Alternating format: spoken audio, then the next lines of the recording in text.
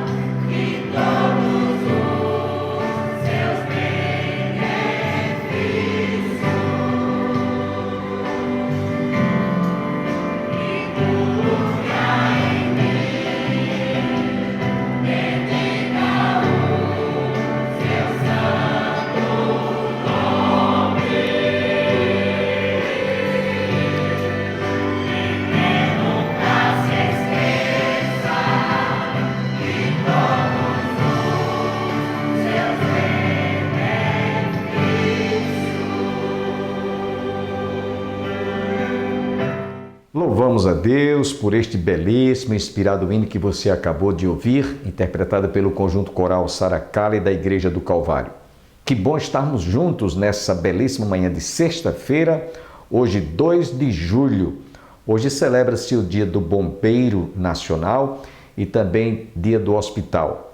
Queremos parabenizar aos bombeiros que vivem em função de salvar vidas, tanto por afogamentos, quando às vezes há algum sinistro, ou até mesmo pessoas quando estão sofrendo vítimas de incêndio. Vocês são bravos, vocês realmente doam, vocês se doam por aqueles que realmente estão precisando de socorro, de ajuda, de auxílio. Parabéns a todos os bombeiros. E também o Dia do Hospital, que aliás nesses dias nós temos visto os nossos hospitais superlotados, as UTIs realmente tentando salvar vidas, e muitos médicos e profissionais na área da saúde, enfermeiros, técnicos de enfermagem estão perdendo a vida em doar para salvar vidas, principalmente dessa doença que tem se alastrado em todo o mundo. Nós pedimos a Deus que Deus continue guardando os médicos, os enfermeiros, técnicos de enfermagem, para que eles possam ajudar a salvar vidas. E eu acredito que você talvez na sua família, algum amigo, algum conhecido, algum parente tenha perdido alguém, algum ente querido, e sabe como realmente é doloroso as pessoas perderem entes queridos que às vezes sequer têm o direito, né, de ter uma morte digna, de ter um funeral onde as pessoas possam estar ali trazendo uma palavra de solidariedade aos familiares, aos enlutados. E essa doença, ela tem trazido essa comoção, essa tristeza, as pessoas morrendo numa verdadeira solidão, sem ter a oportunidade de ter os últimos momentos ali com a família. Isso tem trazido muita tristeza, tem sido muito desgastante para muitas famílias. Então nós vamos nesse momento orar pelos bombeiros, pelos médicos, por toda a rede hospitalar, para que Deus possa continuar usando esses profissionais médicos e bombeiros para salvar vidas. Pai, nós queremos nesse dia em que se celebra o Dia do Bombeiro Nacional e também Dia do Hospital, te pedir a tua bênção sobre os médicos, sobre os enfermeiros, sobre os técnicos de enfermagem, sobre os bombeiros, que eles possam exercer a sua função em salvar vidas, procurando, Senhor, realmente levar os enfermos a serem curados, levarem aqueles que estão morrendo, Senhor, sejam salvos dessa doença, ou no caso, Senhor, os bombeiros que estão trabalhando para que aqueles que estão sofrendo incêndios, são sendo vítimas de afogamento, eles sejam resgatados. Nós te pedimos, portanto, te agradecemos todas estas bênçãos mais uma vez, em nome de Jesus. Amém. Quero lembrar aos nossos amigos telespectadores que a Igreja do Calvário, da qual nós pastoreamos, nesse próximo domingo estará realizando a celebração da Ceia do Senhor e uma ordenança também que Jesus deixou para aqueles que tornar-se-iam seus discípulos, o batismo. Essa é uma das ordenanças que Jesus deixou. Aliás, duas, a celebração da ceia e o batismo. E nós estaremos realizando cerimônia de batismo nesse domingo. Lembrando a todos que a nossa igreja está situada às margens do Açude Velho, confluência com o Parque da Criança, no início da Avenida Brasília. Então, os nossos cultos de doutrina acontecem às quintas-feiras, a escola dominical no domingo pela manhã às 9 horas e o culto divino, onde realizaremos a celebração da ceia e batismo às 18 horas. Amanhã, portanto, isto é, no próximo domingo, você está cordialmente convidado. Sem perda de tempo, quero deixá-los agora com a conclusão desse estudo que nós ministramos sobre a primeira carta de Pedro, capítulo 3.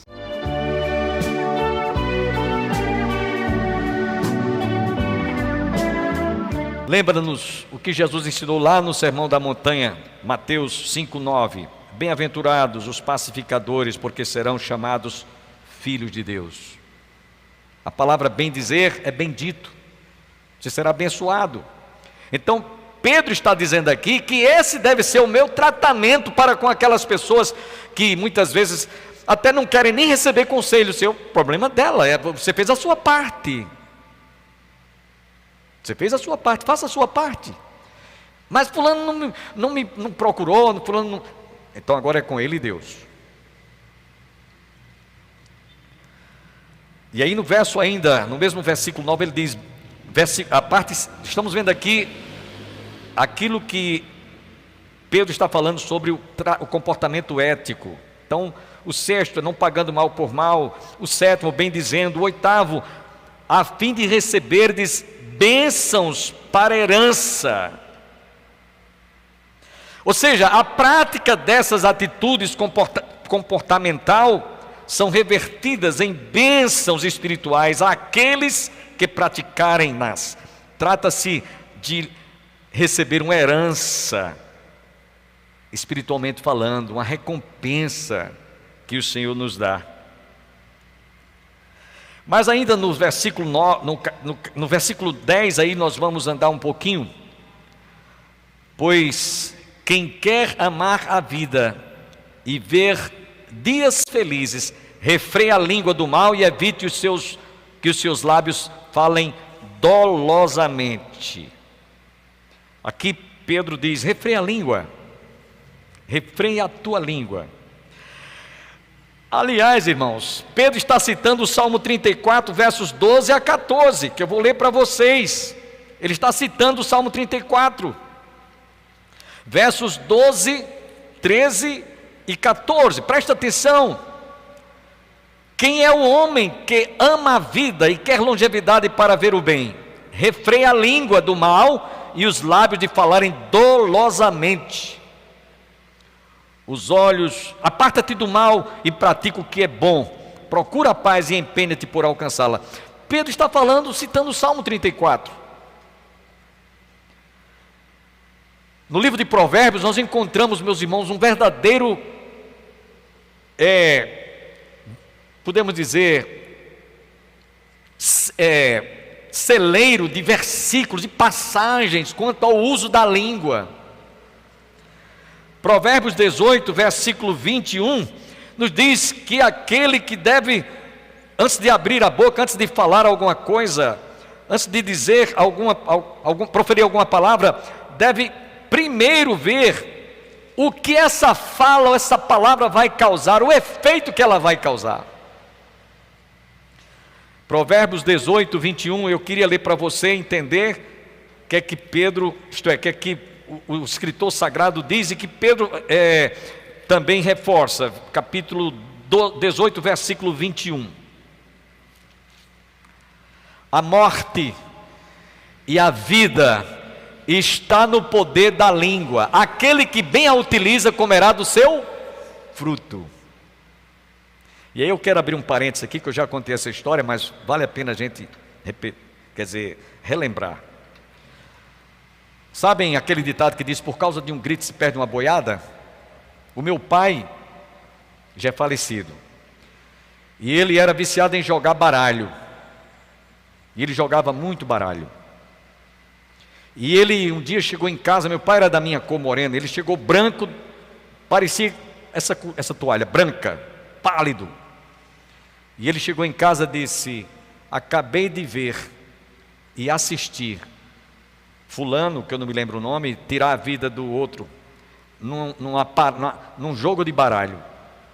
O cidadão que estava perdendo, e o outro que estava ganhando, sorrindo, dando gracejos para ele, disse apenas uma palavra, não foi uma frase, para não dizer um palavrão, disse um palavrão. Quando disse um palavrão, o outro sacou uma arma e acionou o revólver contra ele, e os outros se levantaram, não faça isso. Ele disse, quem se levantar morre também. E ele matou, por causa de uma palavra. Por isso que a Bíblia, Pedro aqui diz que nós devemos refrear nossa língua.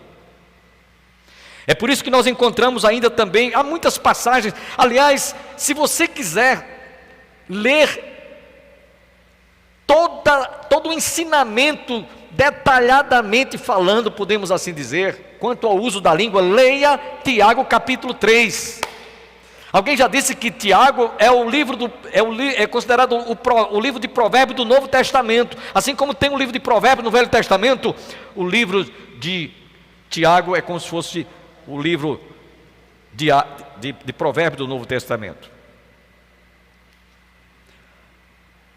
Então no versículo 10 ele diz: refreia a tua língua.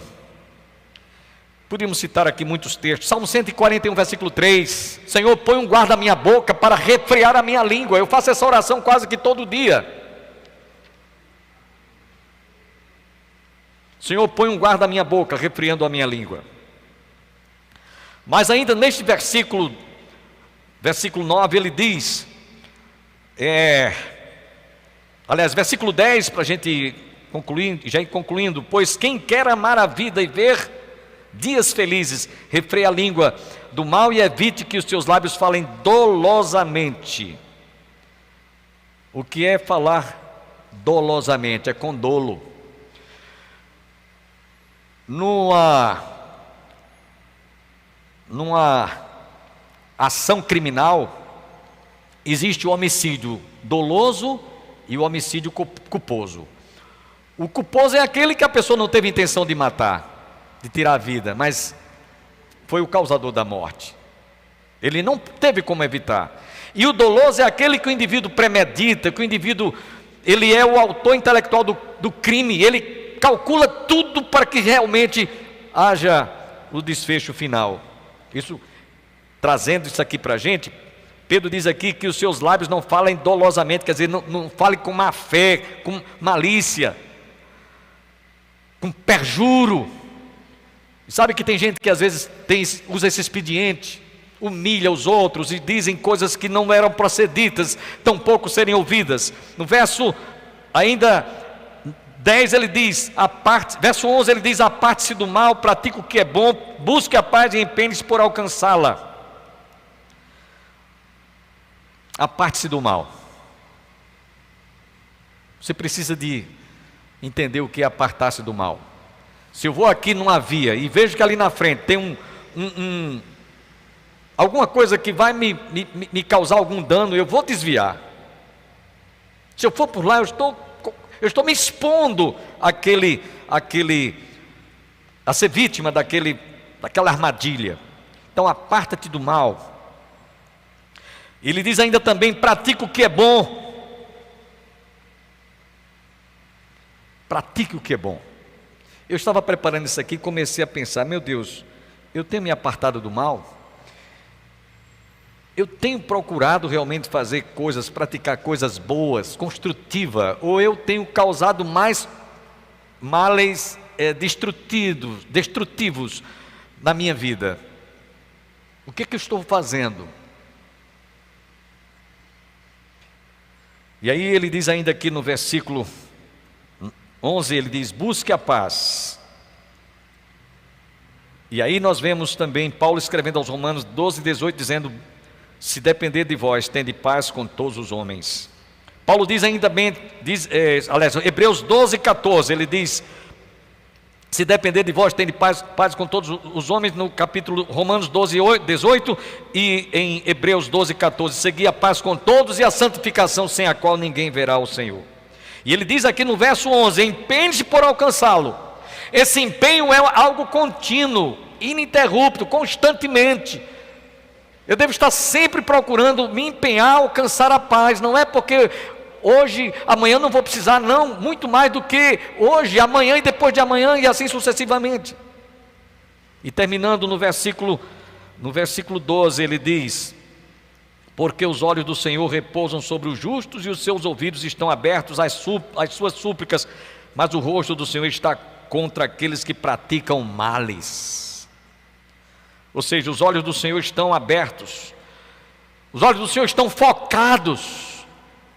Diz o salmista que do alto da sua morada Deus veio e contempla todos os moradores da terra. Eu tenho que ter consciência disso. Até os cabelos da minha cabeça estão todos contados. Tamanha é a grandeza desse Deus que nós servimos e conhecemos. Os olhos do Senhor estão conectados com a maneira como vivemos, como andamos, como nos comportamos, como representamos aquilo que a palavra de Deus nos ensina. E lembre-se que o mundo fará a leitura de acordo com aquilo que nós vivemos. Isso é um comportamento ético cristão.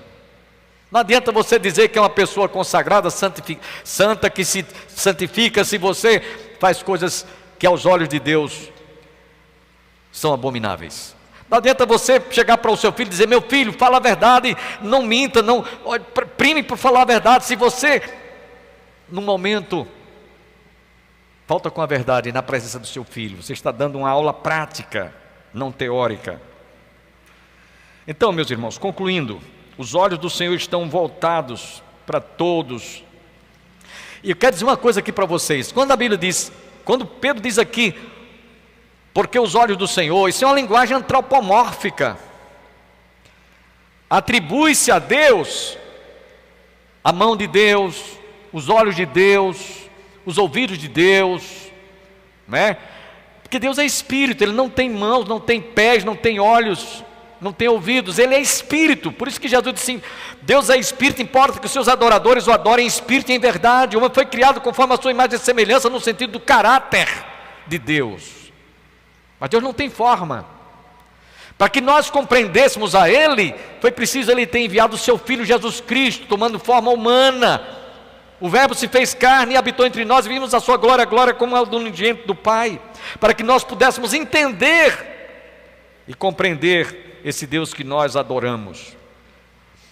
Então, concluindo, Pedro diz aqui: porque os olhos do Senhor repousam sobre os justos, ou seja, sobre aqueles que conhecem, por aqueles que estão realmente afinados, podemos assim dizer, com o diapasão divino de viver a vida cristã autêntica. Os olhos do Senhor repousam sobre os justos, e os seus ouvidos estão abertos às suas súplicas, mas o rosto do Senhor está contra aqueles que praticam males. Eu tenho aqui 5 considerações para concluir esse estudo. Primeiro, diante dessas recomendações, que exemplo estamos apresentando àqueles que ainda não conhecem a Jesus como alternativa e modelo ou exemplo de novas criaturas? Faz essa pergunta a você mesmo. Diante dessas recomendações, repetindo, que exemplo estamos apresentando àqueles que ainda não conhecem Jesus como alternativa e modelo ou exemplo de novas criaturas? Segunda coisa, estamos vivendo ou nos comportando de modo que o nome de Jesus esteja sendo glorificado pela nossa maneira de viver? Em casa, no trabalho, na universidade, na escola, na rua, no bairro, na cidade em que eu moro. E eu lembro muito aquela cena lá no livro de 1 Reis, capítulo 4, 2 Reis, quando todos os dias Eliseu passava à porta da casa daquela mulher sunamita, uma mulher rica, e ela admirava a beleza daquele homem, e dizia: vede que este homem que passa sempre por nós é um santo homem de Deus. É assim que o mundo está fazendo a leitura sobre a minha pessoa como pastor João Bosco de Moraes, você Maria, você José, você Francisco. É assim que o mundo está lendo a gente? Ou eles não estão fazendo essa leitura? A leitura que eles estão fazendo é que aquele crente é trambiqueiro, não tem palavra, não honra compromissos, é enxerido, é fofoqueiro, é fuxiqueiro. Essa é a leitura que estão fazendo a seu respeito? Terceiro, estamos testemunhando de modo mais ou menos, e quando eu digo mais ou menos, eu podia dizer positivo ou negativo. Em vez de você dar um bom testemunho, você está dando um testemunho. É triste o seu testemunho. Por isso que eu ligo essas duas palavras, testemunho. O testemunho é triste.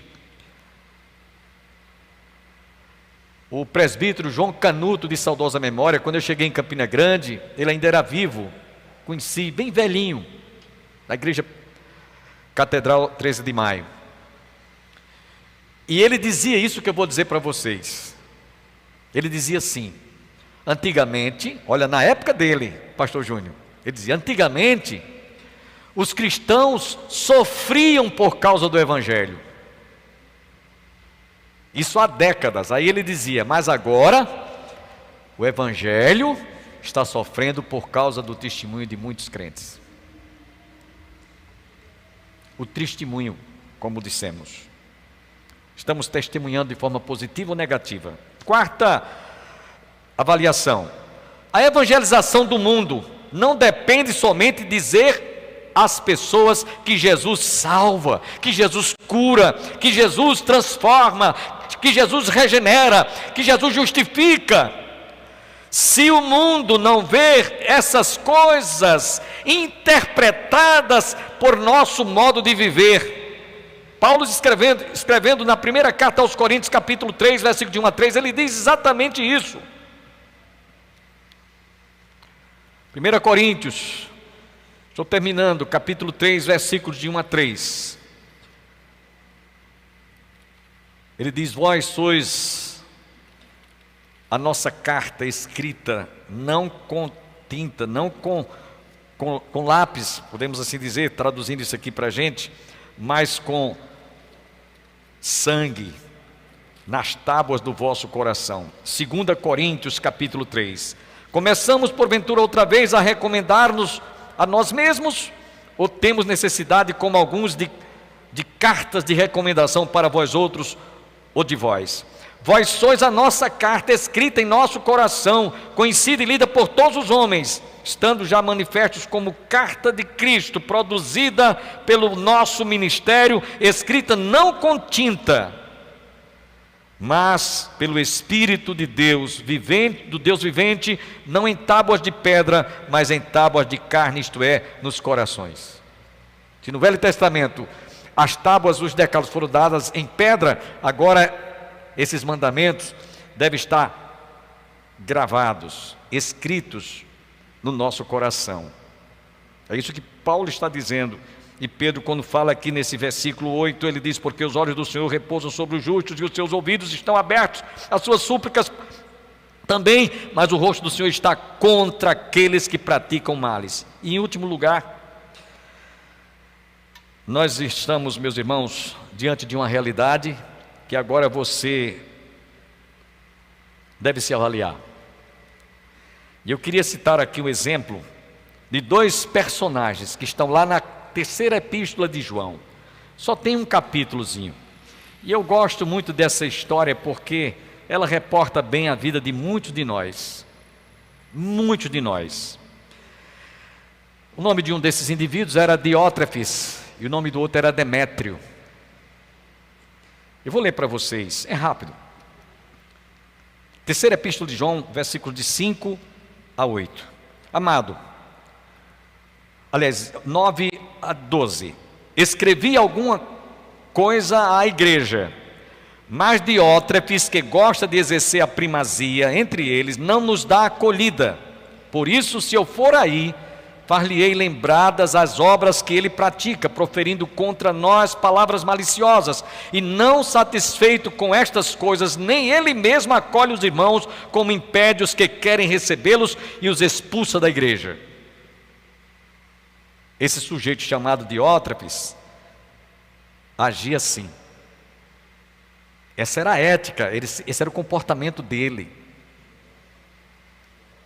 E muitos irmãos se decepcionavam com ele e deixavam a igreja.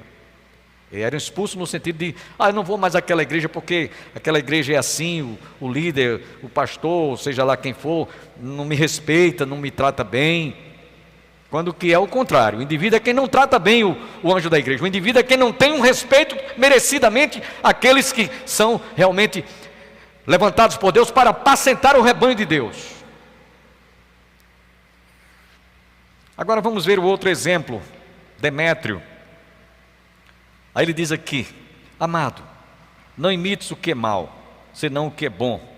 Aquele que pratica o bem procede de Deus, aquele que pratica o mal jamais viu a Deus. Quanto a Demétrio, todos lhe dão testemunho, até a própria verdade. E nós também damos testemunho, e sabes que o nosso testemunho é verdadeiro. Eu queria terminar este estudo dizendo para você: você se identifica bem com Diótrefes ou com Demétrio? O Diótrefes dificultava as pessoas de vir participar do corpo de Cristo por causa da maneira antiética dele proceder, do procedimento, do comportamento dele. Ele vivia tão desastrosamente contrário à ética cristã, e isso hoje está acontecendo no mundo inteiro. Há muita gente que se diz cristãos, que se diz evangélicos, que se dizem crentes, mas eles estão prestando um desserviço quando abrem a boca para dizer que é crente. Seria bom eles ficarem calados.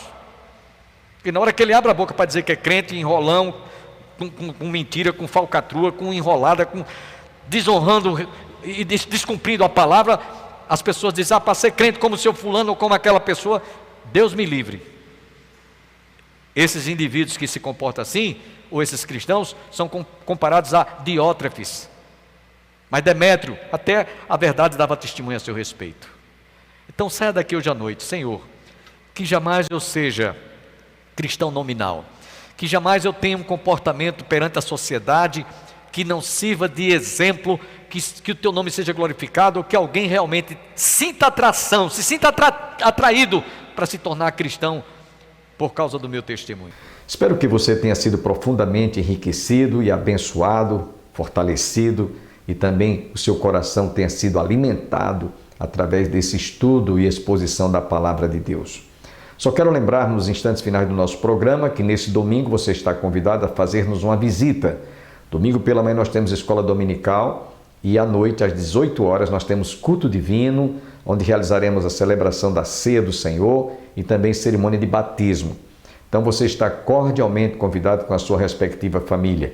Mas se você não puder vir à nossa igreja, nos prestigiar, nos visitar, vá à igreja mais próxima da sua casa, no bairro onde você mora, na sua cidade, tem um templo evangélico. Vai lá ouvir a palavra de Deus. Jesus disse, quem é de Deus, escuta a palavra de Deus.